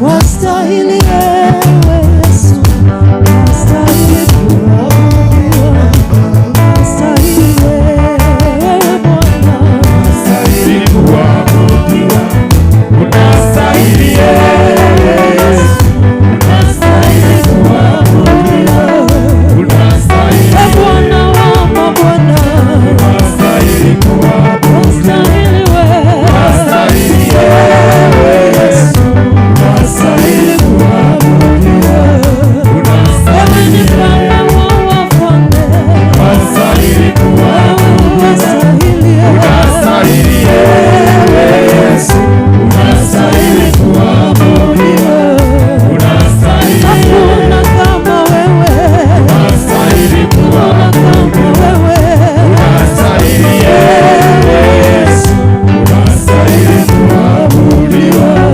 unastahili sijaona kama wewe, mwenye nguvu namna hii, sijaona kama wewe, mwenye nguvu namna hii, sijaona kama wewe, mwenye nguvu namna hii, sijaona kama wewe, mwenye nguvu namna hii, wastahili wewe, unastahili Tusimame kwa miguu yetu. wastahili wewe, unastahili Yesu, unastahili kuabudiwa, unastahili, Bwana wastahili, unastahili kuabudiwa, wastahili wewe, unastahili Yesu, unastahili kuabudiwa, unastahili. Thank you. If you feel unasikia you have a need that need to be prayed for, step forward hapa tukuje tuombe pamoja.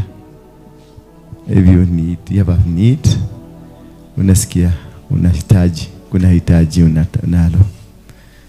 Yes. Njoo tu hapa mbele na kitu viti vikapata kuondolewa. Yes.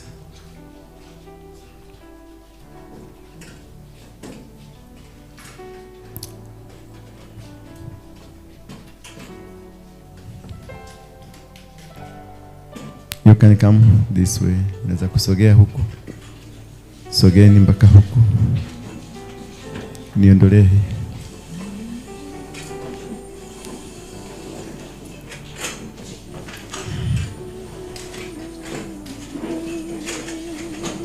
Thank you.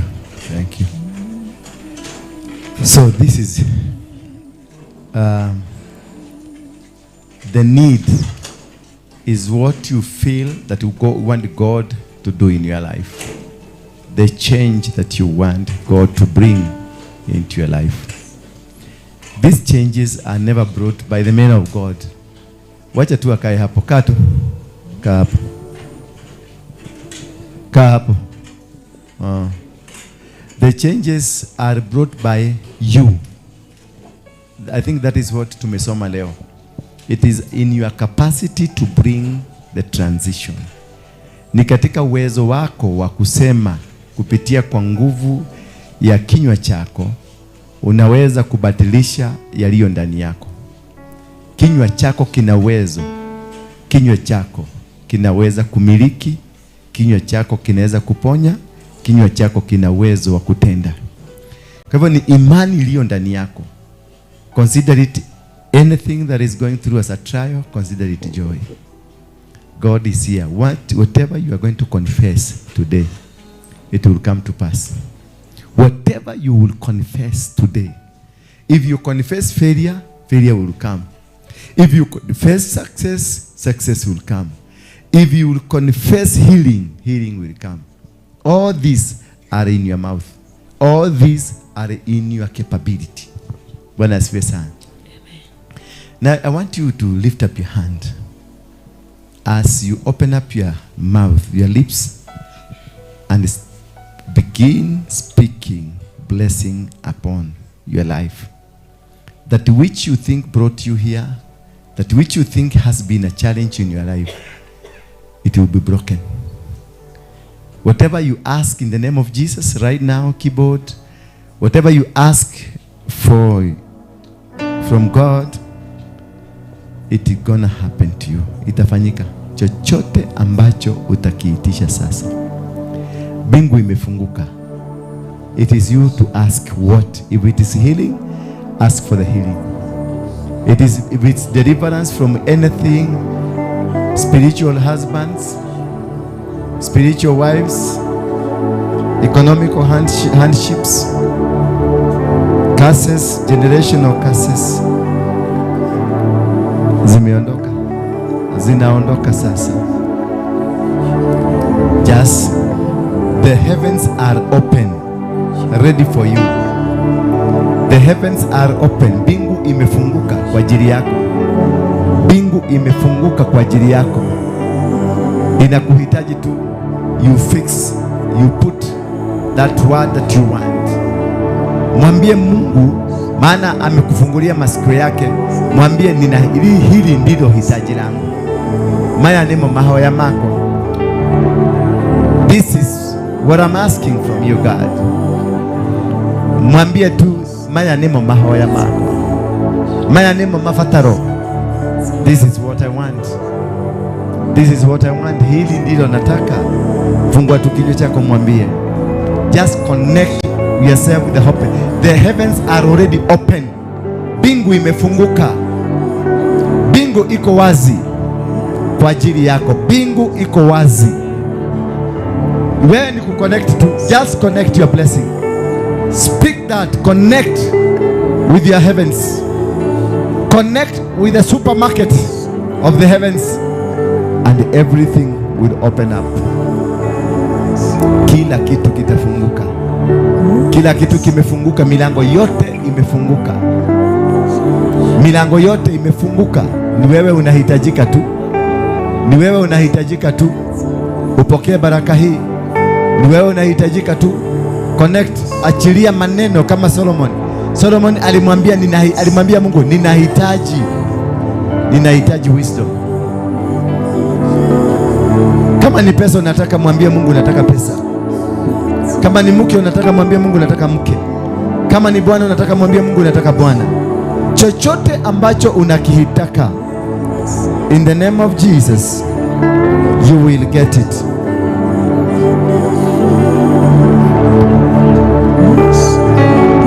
Chochote Mungu unakitaka kutoka kwa Mungu, ndicho hicho kimeachiliwa sasa. Wewe connect tu. Mwambie Mungu niko tayari. Mwambie Mungu niko tayari. Mwambie Mungu niko tayari. Niko tayari. Mwambie Mungu niko tayari. Oh shit.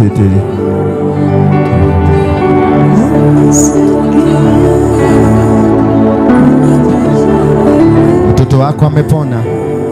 Bwana asema mtoto wako amepona. In Jesus name.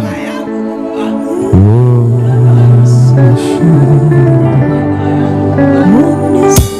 Mwache aende chini.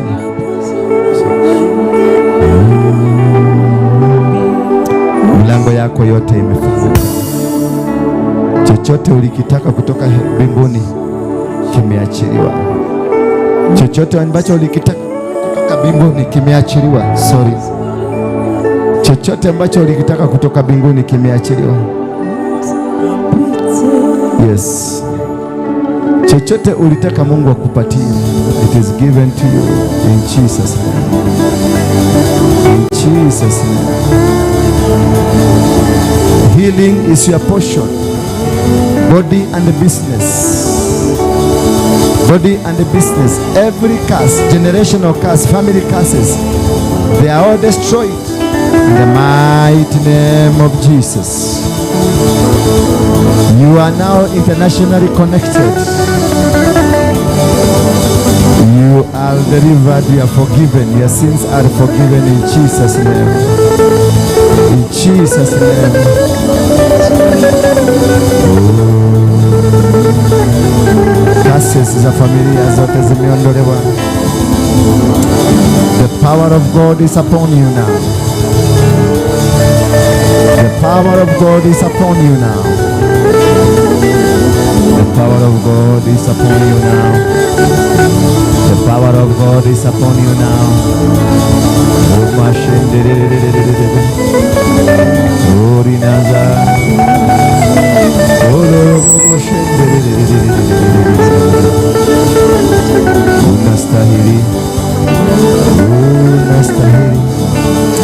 This umbilical cord has connected you to many misfortunes at your age.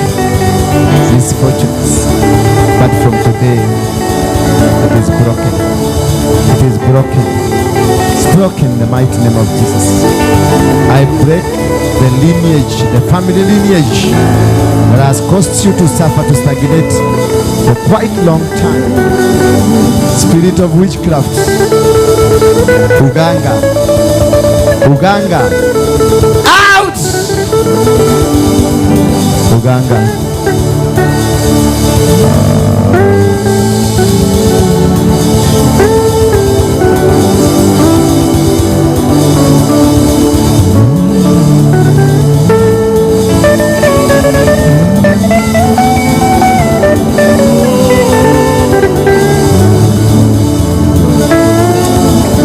The Spirit of God dwell in you. May you be lifted. May the wisdom, heavenly wisdom, fill you now. In Jesus' name. You are forgiven. Jesus told this woman that you are forgiven. Right now, receive the forgiveness, heavenly forgiveness, in the mighty name of Jesus.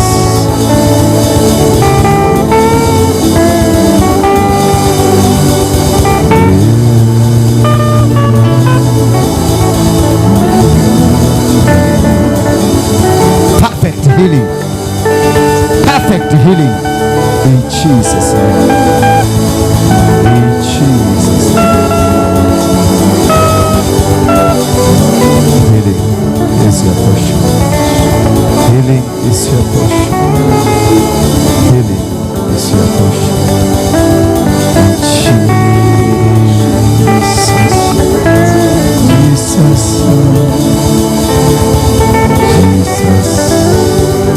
Jesus.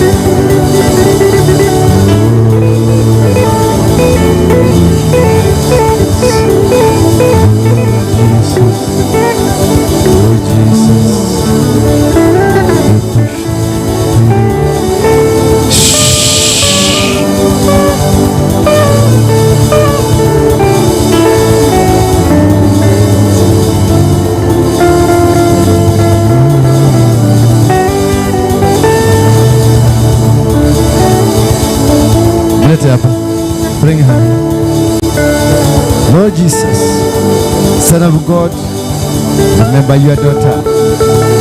This is your daughter. Oh yeah. Come this way. Jesus, you know this son. This is your son. He has gone through challenges of life. Help him now. Help him become. Help him become.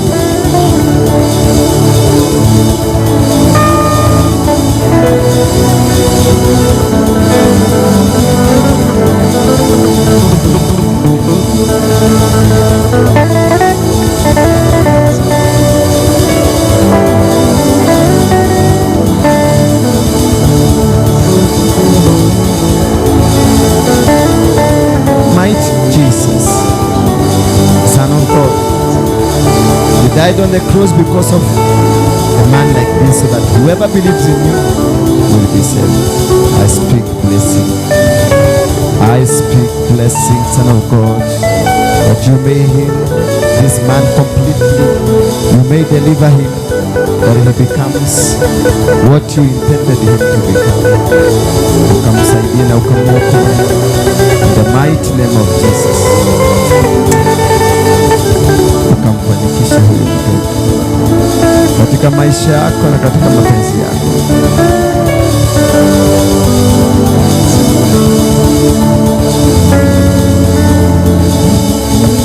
I break down every generational curse and any spirit that you received from Norway.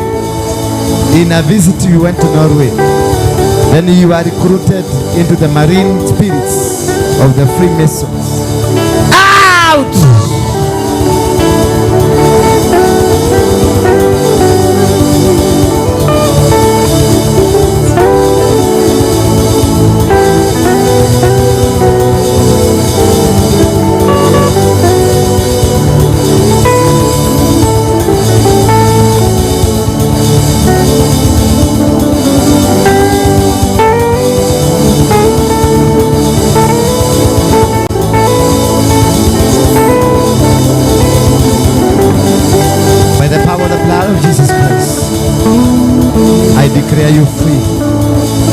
Declare you free from any marine spirits.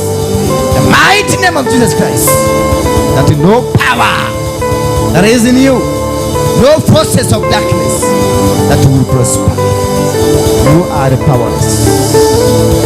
By the blood of Jesus, you are powerless. You came from the Luya land. You came from the spirit of witchcraft. You are the spirit of rejection.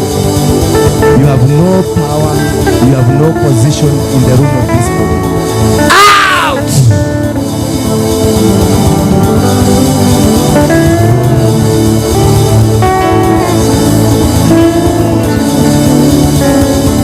You family altars. You think you are powerful. You think you have ownership to the body of this girl.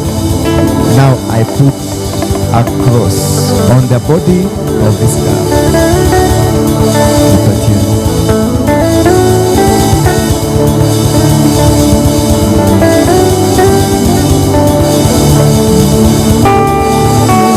I put a permanent mark that you no longer belong to the family altars, but to the altar of Jesus Christ.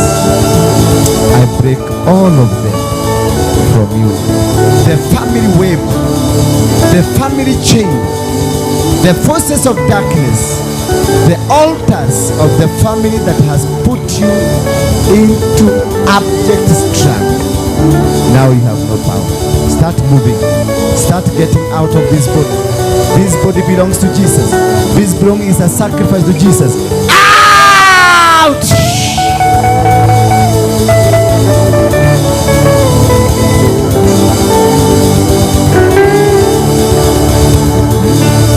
I put a mark of the cross of Jesus Christ, that from today this body is not a body for the devil use. It is a body for Jesus' use.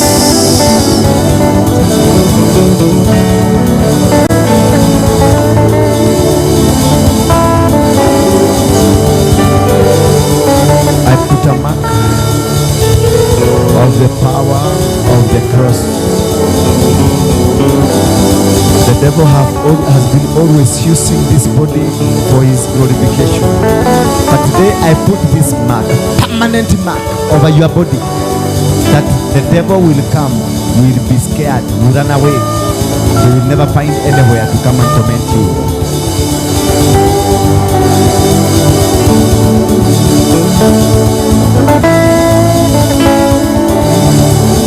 The altars of the ancestral spirits. The altars of the ancestral spirits. The altars of the ancestral spirits. You have no room in this body. I command you now. Move! And loose this body. And loose this spirit in Jesus' name.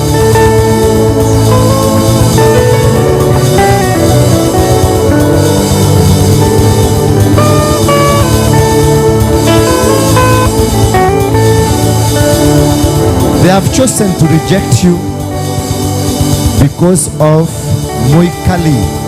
Where? Moikali. I put a permanent mark of the cross of Jesus Christ on this body. You bewitched this woman. You made him to become lame. Ulimfanya kuwe kiwete, lakini wewe ulifanyika kiwete na ukakufa.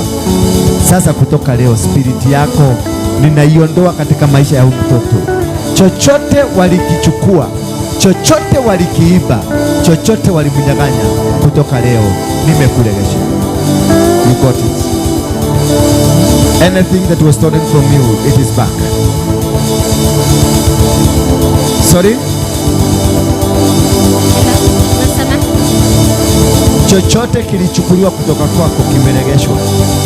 In the mighty name of Jesus Christ. Moikari spirit is no longer holding you. You are free in Jesus.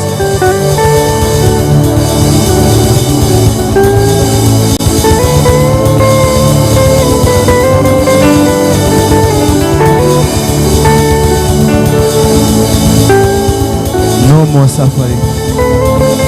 No more torture. No more challenges of your life. Close your eyes. Funga macho yako. Receive. Yes. Worship.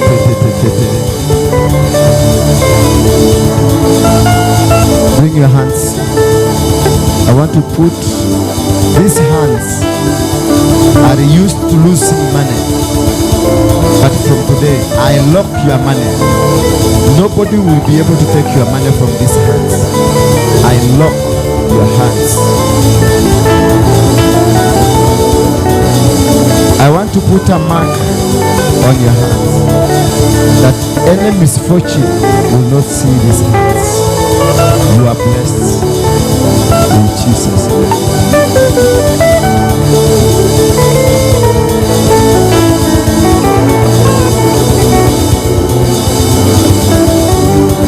You know this man?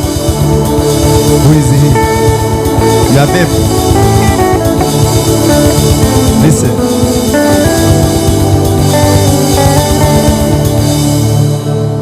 Listen. I know it is not the right place to say this, but let me say it because we must shame the devil. Forgive this man. Wina ngoro nditũ mũno igũrũ rĩa mũthuri ũyũ, na ndũrĩ wetĩkĩra kũrekera mũthuri ũyũ. Ũtũrĩte ho ũthiũrũrũkĩte handũ hamwe ũcokagĩra ũkauga kamwe. Mũgũgĩtũra ũguo nĩ ũkũhota kũmũrekera tondũ nĩ aherire mehia make, no ndũrĩ wetĩkĩra. Ũkamũohera rĩ?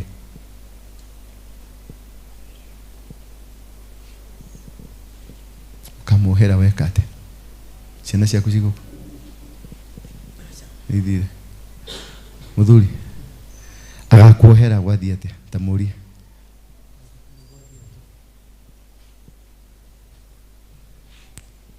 nĩ ũkũhota kũmuohera haha twĩ haha tũtuĩke aira a Ngai no mũhĩmbĩrie no mũcokie ũrĩa arĩ te kũmũrora na maitho ma ũru tondũ ũrenda kũ-imagine ũrĩa ũkuaga ruo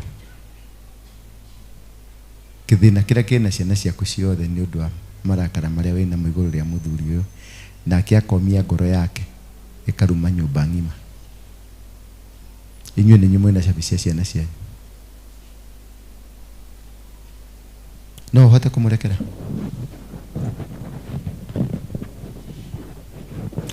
ke gũtarĩria ũrĩa mũikaraga bedroom ĩmwe ndaikaraga we aikaraga nyũmba ĩno na we wĩikaraga nyũmba ĩno no nĩ mũthuri waku nĩguo mũthe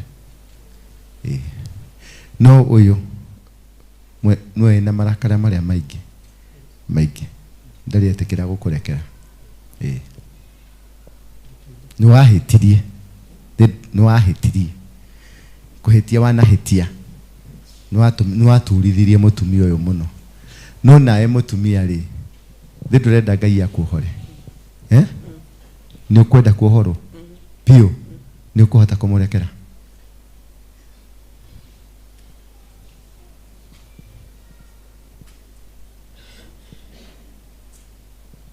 ndĩmũrehire kanitha-inĩ tondũ nĩ ũrenda cenjie amba ũcenjie we nĩwe thĩna wa mũthuri ũyũ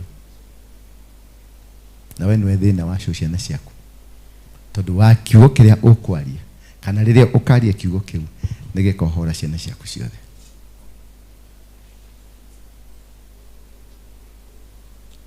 nĩguo ũrahuhia ta munyi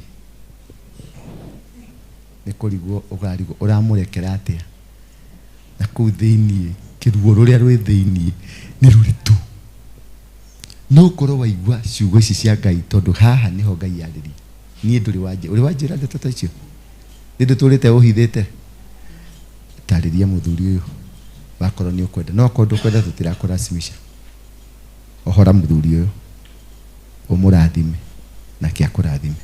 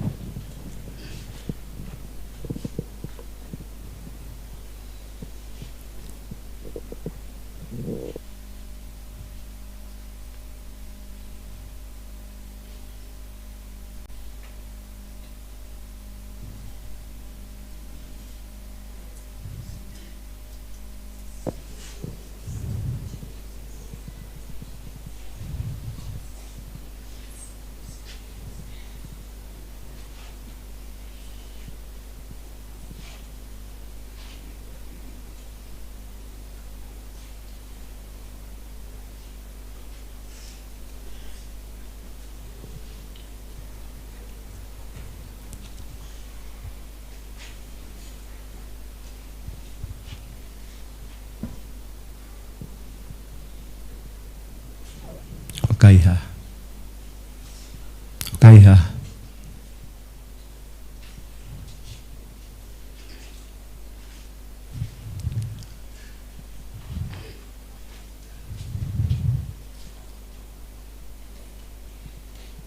nĩũraigua ngoro yaku ĩ ready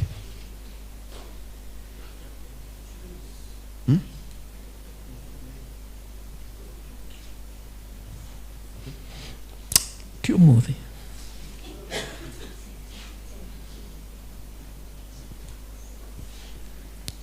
nĩkĩ gĩkĩa gwĩkire ũtangĩigua tha mũrekere ndũrĩ mũhonoku ndũrĩ ndungata ya Ngai ndũrehete ciana ciaku gũkũ cia ũhoro we nĩ wogirĩtie cia ũhoro biũ gũtirĩ rĩhia Ngai atarekanagĩra Biblia irauga onokorwo mehia manyu nĩ matune ta mĩri ya gakara kũrĩ ngatua mũtũrĩre wanyu werũhe ota ta ira Mwathani agocwo kiugo kĩmwe tu nĩ kĩiganĩte mũtũrĩre waku mami wohoke wĩna airĩtu athaka nĩ marutĩte magongona maingĩ mũno na nĩ kũrĩra marorĩra thĩ tondũ we nĩwe mũrigo na korwo waigua na waigua tondu turi kigongona-ini haha Ngai yariria kaundu kau muthuri ya gwikire gatigatiga gukorwo kuo tondu nikekuo nigekikire na ndungihota gucenjia kiria mundu acaragia ni kuiga murigo thi waiga murigo thi nake Ngai ni akwahuraga mirigo iyo na agagucenjeria muturire waku.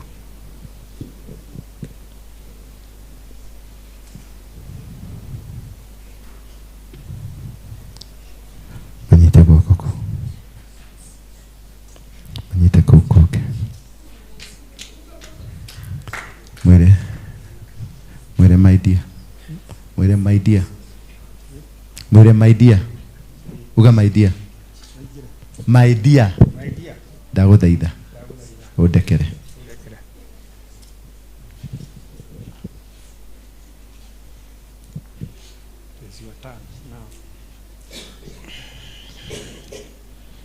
Ndakurekera.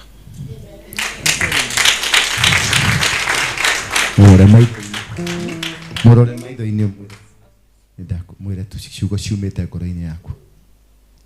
Ndakurekera.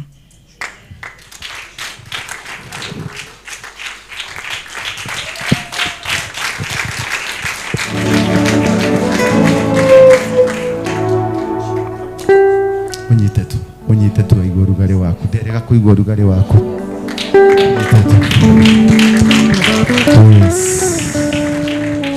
Yes, Ngai amurathime. Na muthe wauma haha ri utware mutumia na hana no na haratu guku tuthiukukaga uguo uthii umugurire kaguku arie okay. Uthii umutware mukawa-ini munywe gacai no igua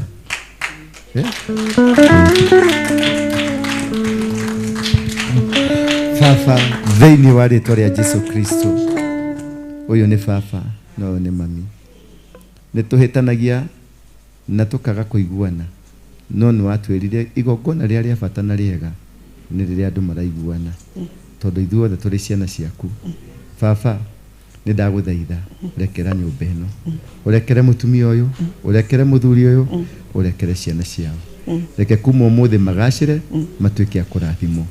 Kĩgongona gĩkĩ kĩrĩa rũgamĩtie kwao kĩa rũmena reke gĩthame, reke kuma ũmũthĩ ũmarahage wega waku, reke mokage kĩgongona-inĩ gĩaku makauga nĩ watwĩkire ũndũ wa mabata, nĩ watũgarũrĩire mũtũrĩre witũ. Ngai nginya ciana ciao cikarahaga ũtonga, cikarahaga gũtherema nĩ ũndũ wa ũguo mendana, na ndũkanareke baba andũ aya makarũa. Ũngĩkona ngũĩ cioka-rĩ ũkamateithũra, ngũmi na thothuthi ona memenyi magongona morogi na mago ndukanareke Ngai makamathũkia.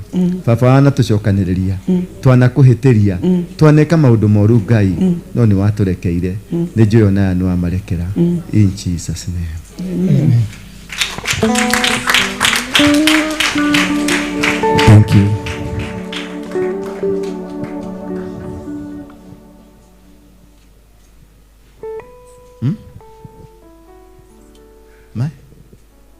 Siaka. Who locked them?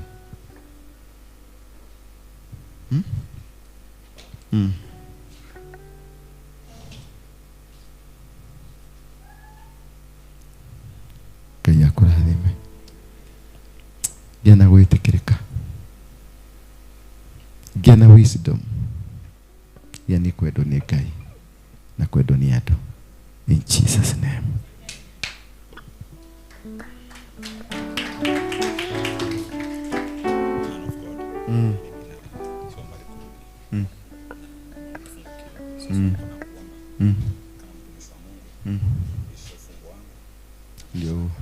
Ndio nimekurusha.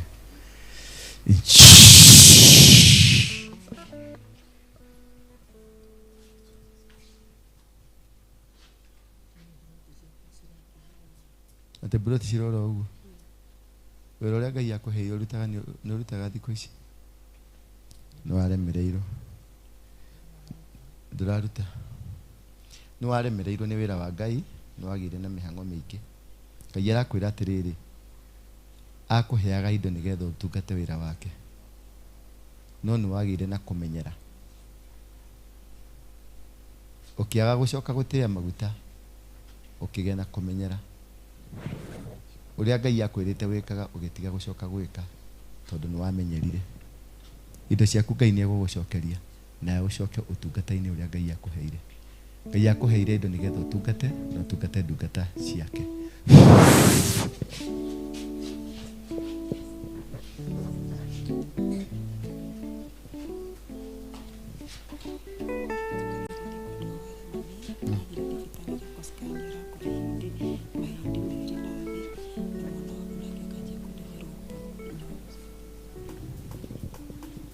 Mwana akahia gatuguha nyondo ni hormones, ciĩtagwo hormones. Baba thĩinĩ wa rĩĩtwa rĩa Jesu Kristo na mwana ũcio akahĩ ũthiũ mũtuĩrie mũno. No igua ũthiũ mũtuĩrie.